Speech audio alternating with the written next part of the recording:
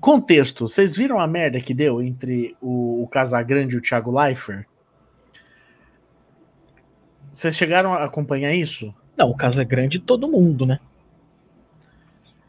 Porque também todos É. contra Casagrande, né? Foi zoado, mas ele depois deu uma resposta final ao Thiago Leifert. Mas É? parece que os jogadores da seleção zoaram o Casagrande, atacaram o Casagrande e tal.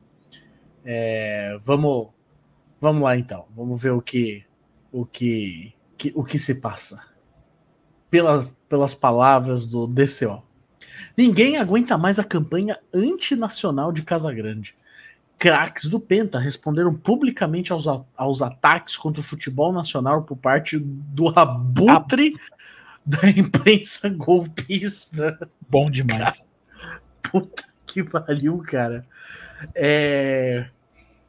Bom, primeira coisa que vocês têm que pensar é o seguinte. Se de um lado, numa briga, é o Ronaldo contra alguém, o Ronaldo tá errado sempre. Ponto. Se existe uma briga entre o Thiago Leifert e alguém, o Thiago Leifert está errado sempre. Ponto. Só aí o Casagrande já tem um grande crédito nessa briga. Mas vamos ver que esse abutre da imprensa golpista. Eu acho que o Casagrande ele tem um ponto muito importante nisso tudo aí, que talvez tenha um pouco de saudosismo também, mas eu acho que é um ponto importante, que ele tá colocando uma crítica no sentido de que os jogadores eles sempre parecem assim, sem nenhuma opinião, são jogadores que não se posicionam em relação a absolutamente nada, né? Protegidos por grandes assessores de imprensa, entrevistas que não vão para lugar nenhum, sempre falam a mesma coisa. Então acho importante o modo como o Casagrande coloca essa ideia de que esses jogadores eles estão na mídia o tempo todo, mas nós não sabemos nada sobre eles no final das contas, né? São figuras assim, sem sal. É o que eu chamo de Leifertização do futebol. Total. Que é de fato assim você quase colocar uma política de medo para se associar a futebol e política, futebol e sociedade, como se o futebol ele só pudesse ser um grande agente de alienação e não um agente que conversa com esses outros campos da vida. E isso expressa uma visão do futebol que é absolutamente mercadológica. Porque se quer evitar a política, exatamente porque a política divide. E a função da política é dividir em determinados sentidos, né? As opiniões divergentes. Então, no momento que você se posiciona sobre determinada causa, você perde engajamento daqui, você ganha engajamento dali. Então ele quer evitar isso. A FIFA quer evitar isso. Porque para ser um esporte de todo mundo, entre aspas, você tem que isolar determinados elementos e deixar o futebol como se só fosse futebol. O que é um contrassenso com a história do esporte, evidentemente. Totalmente. Bom, aqui daqui vocês estão vendo o Kaká, Cafu, Roberto Carlos, o Ronaldo e o Simeone, que quando jogava batia até na mãe. Mas o Romário bateu nele. É verdade. O Romário aí meteu um socão no Simeone aí. Tá vendo? O Romário só faz merda hoje, mas pô, ele acertava uma vez ou outra. O ex-comentarista esportivo da Globo, Walter Casagrande, tem sido expoente dos ataques contra a seleção e o futebol brasileiro. Mano, que exagero da porra. Durante toda a Copa do Mundo, e mesmo antes dela, agora colunista do UOL, o ex-jogador se tornou talvez o principal representante da campanha da imprensa golpista. A campanha se traduz em ataques, seja envolvendo questões reais ou inventadas contra os membros da seleção, criticando até supostos traços pessoais dos atletas. Caramba, tal o nível da campanha. Estão defendendo o Neymar pra caramba, mano. Cara, olha, eu vou dizer, o PCO gosta de duas pessoas mais do que eles gostam deles mesmo. O Lula, que o sonho do PCO era o Lula trazer eles pra perto. Eles amam o Lula, muito, muito, muito. E o Neymar, por algum motivo. Sim, o Rui Costa Pimenta gosta mais do Lula e do Neymar do que ele gosta dele mesmo. E aí a gente precisa dizer uma coisa, Jonathan, porque numa outra live que a gente fez, não lembro qual, a gente leu um texto do PCO falando que o processo contra o Neymar, lá na Espanha, era uma tática imperialista para desestabilizar a seleção brasileira e fazer com que a Espanha ganhasse a Copa. Não, grande react aquele. Grande é verdade, Thiago. Do Monark também. Eles gostam muito do Monark. É verdade. Gente, vocês viram? Se vocês veem alguém dito de esquerda defendendo o Monark, do nada começando a defender o Neymar, você tem que ter muito cuidado com essa pessoa. Fica longe dela, o bem de vocês. Não faltam ataques baixos contra a escalação de Tite, com Neymar, Daniel Alves e Rafinha. Não, calma aí. Eu acho que faltam ataques baixos à escalação do Tite. Era o que mais precisava, eram de ataques baixos a escalação do Tite. Até mesmo os ex-jogadores que estão no Catar para assistir as partidas da seleção brasileira, a melhor do mundo. Olha aí. Mano, o PCO é muito ridículo. Craques históricos foram atacados. Casagrande afirmou que os brasileiros seriam arrogantes porque assistem aos jogos junto à direção da FIFA, diferente dos argentinos que estariam junto com os torcedores. Ué, tá errado? Não tem nada a ver com arrogância isso. Exatamente. Ele chegou também a atacar Vinícius Júnior, que está numa disputa judicial com a Nike, defendendo que essas questões de contrato são secundárias. Na prática, uma defesa da empresa estrangeira contra um jogador nacional. Nossa, meu Deus, cara, que bosta de texto é esse? Que loucura, o PCO, pra atacar tipo gente que nem o Casagrande, chega a defender a FIFA. E a Nike, quase. Segue o comentário de Casagrande sobre os craques da seleção. Não, sobre era ex-craques. É que faltou o X ali. Ah, tá, verdade. Os brasileiros não se misturam, enquanto os argentinos nunca deixam de ser torcedores, disse. Os grandes ídolos estão na arquibancada junto à torcida. E é verdade, cara. Tava vendo que os jogadores argentinos, de fato, eles estavam bem misturados com a torcida. O Batistuta. O que é massa demais, né, cara? Pô, do caralho. Tem Batistuta, Crespo, Zanetti, Cambiasso, Sorin. Todos eles no meio da torcida argentina, cantando as músicas. E enquanto isso, nossos ex-jogadores, ex-ídolos, estão sentados na tribuna da direção da FIFA. Cafu, Kaká, Roberto Carlos e Ronaldo, de terno, como se fossem dirigentes. A falta de identificação dos ídolos brasileiros. Assino embaixo. O Casagrande está certíssimo nesse comentário. Essa Copa foi uma vergonha acontecer do jeito que aconteceu. Foi uma vergonha acontecer no Catar. Enfim, você tem as denúncias dos mais diversos tipos. Sim. Entendeu? E de fato, você tá ali numa tribuna de honra da FIFA engravatado, é você endossar isso, sim. Você não precisa deixar de torcer pela seleção enfim, para ser crítico e tal. Mas se coloca então no lugar dos torcedores, com os torcedores, como os argentinos fizeram. De fato, eu acho que é uma cena horrorosa essa deles engravatadinhos na tribuna de honra da FIFA. É porque nunca foram assim, né? Eles nunca se comportaram assim.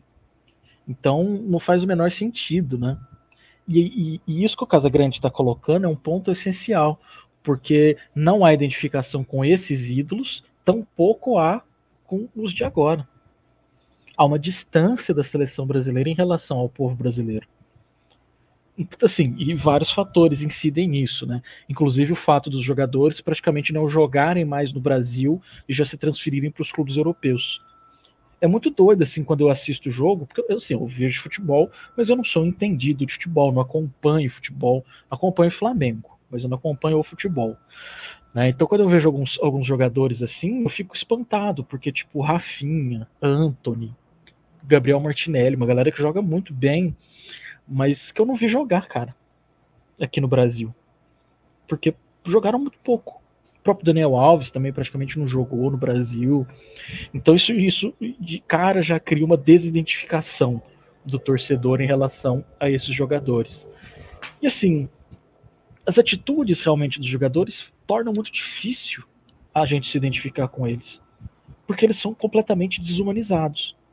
Eles são robotizados. Então você não sabe o que esse cara pensa, você não sabe o que esse cara faz, você não sabe nada sobre ele. Né? Então, por isso que o Richarlison é um caso muito interessante. Não só pelo posicionamento que ele toma, mas por tomar um posicionamento em relação a alguma coisa. Então, é um cara que está preocupado com a seleção brasileira. É um cara que está preocupado com o Brasil, de maneira geral. E esses caras não estão, né? E aí é preocupante, porque o futebol vai perdendo espaço no Brasil. Né? Isso me assusta um pouco. Agora eles vão criticar o Casagrande. Frente a isso, já começam a chover críticas ao comentarista. Então, mas sabe quem é que fez essas críticas ao Casagrande? A galera da direita, né? O pessoal bolsonarista, os Leifert da vida. Ah, para, né? Nas redes, Kaká provocou o Casagrande, modificando seu rosto pelo documentarista numa foto com o presidente da FIFA, ironizando ter cedido seu lugar. O Kaká foi um babaca. Um babaca. É. Eu sou São Paulino, pra mim dói um pouco dizer isso. O craque Vampeta, também campeão mundial pela seleção de 2002, relatou ainda em entrevista à Jovem Pan que o comentário sobre os jogadores estarem internos no estádio junto à FIFA gerou grande insatisfação. Segundo ele, no grupo de WhatsApp dos jogadores da seleção de 2002, os caras estão putos com o Casagrande. Ah, claro, porque, enfim, eles foram alvo, então que tem que estar puto eles. Ele disse ainda que os craques brasileiros se mantêm junto às autoridades da FIFA nos jogos por motivos de trabalho.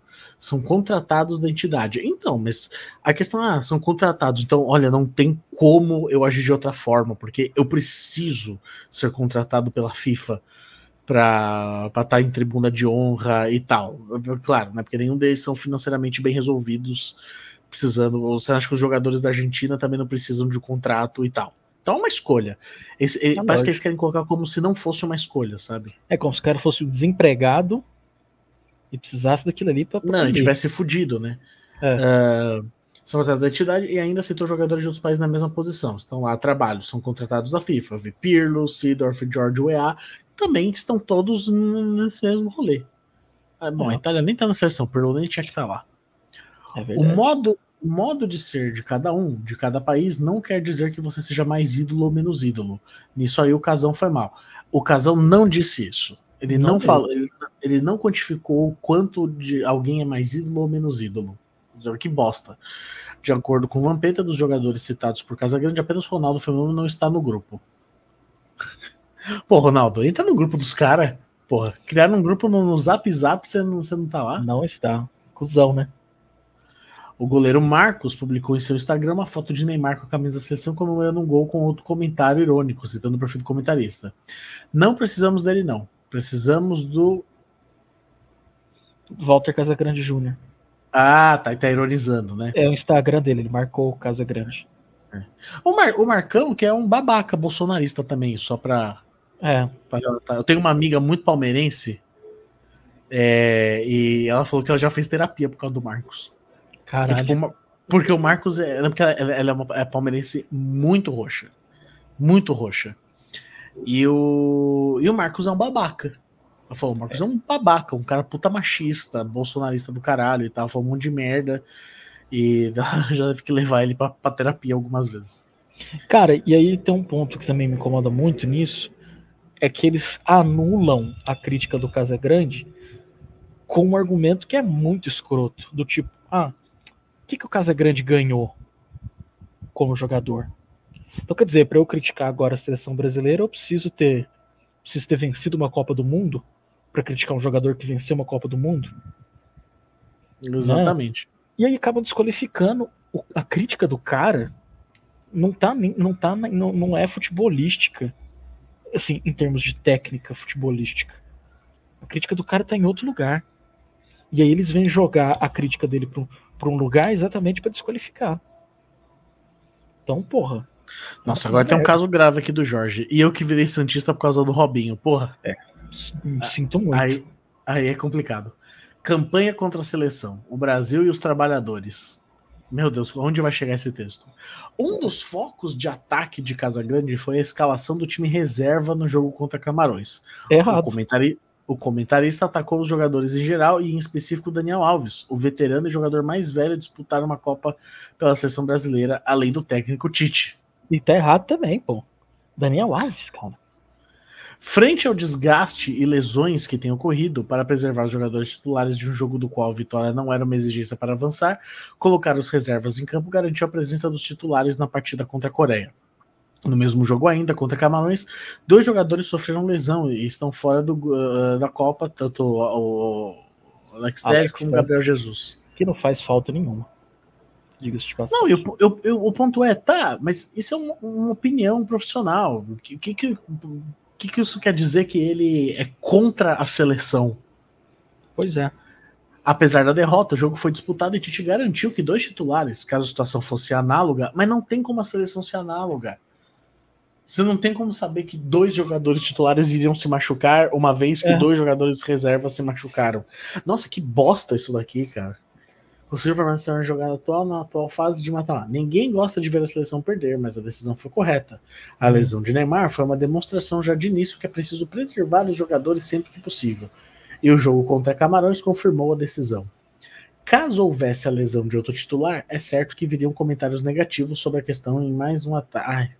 Nossa, ele tem mais um parágrafo só. Na último parágrafo, vai, segura aí. Casagrande cumpre e segue a linha de sua ex-empregadora, a Globo. Que a Globo tem muito interesse que o Brasil não seja campeão. Em ataques reiterados à seleção, por tudo e por nada. Se trata de uma campanha antinacional e contra o Brasil e os trabalhadores que, pela campanha imperialista da imprensa burguesa, não podem levantar a cabeça nem mesmo para torcer pela seleção e valorizar os craques que são ídolos no esporte mais popular do mundo, o futebol, em sua melhor versão, o futebol arte, o futebol brasileiro. Agora me fala, se no final disso daqui você assinasse o texto com o nome de um bolsonarista, iria passar facinho. Fácil. Só trocar, só tirar assim, imprensa burguesa, campanha imperialista, que acho que eles não falariam. Mas isso daqui passaria por um texto de bolsominion facinho. É que muito bela errado, bosta, hein? Puta merda, cara. É muito trágico. E o Casagrande tá certo. Esse discurso é tão 2018? Isabela. Puta, que uma bosta mesmo. Não, uma merda, cara. Não, e a Globo, falar que a Globo é contra a seleção brasileira. Quem é que mais lucra com a seleção brasileira do que a Globo? Pelo amor de Deus, cara, exatamente. A Globo agora deve estar desesperada que o Brasil foi eliminado. E não tem o que fazer terça-feira.